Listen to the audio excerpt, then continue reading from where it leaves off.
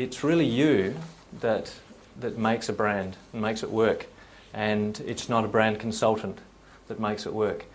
A brand is actually intangible values, and they're in your minds right now, and the goal is to try and manage those intangible values.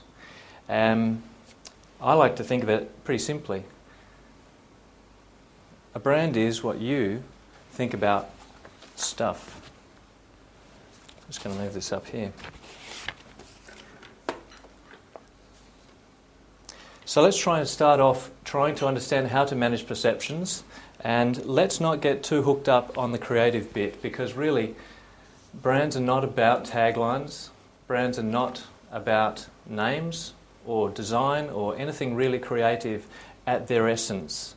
At their essence, I believe that brands are about bringing clarity, and you really need to understand, I think, that we're not creating a smokescreen, we're not trying to be a spin doctor or talking about things where we're stretching the truth.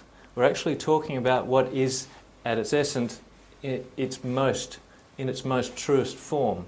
And if people come to us and they don't really have any inherent benefits or any true statements to make, well, there's not really much that tattoo can do with them. And so we tell them, we don't tell them this verbally, but we refer to in our minds to an old advertising expression which says, you can't polish a turd. And I don't think that you should try to.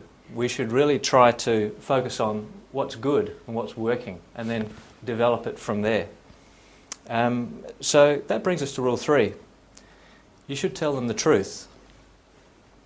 And the reason that you try and tell them the truth is very simple. If you tell them the truth, then you've got more chance of actually making them believe you. If they believe you, you've got more chance of actually shaping their perceptions.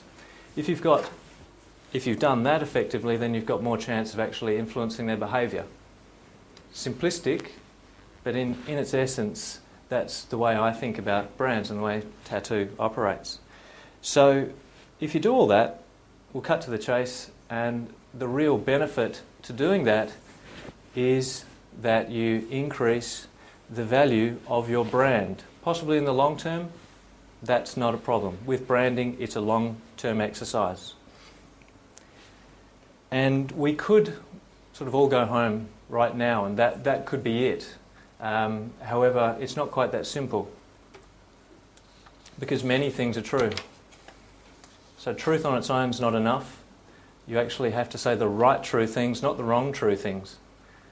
And you need to know exactly what true things to say, which best suits your objectives. If you tell the clients or the customers nothing, then they're working in a vacuum, and they're completely going to be making up their own truths. And I think you should try and control that.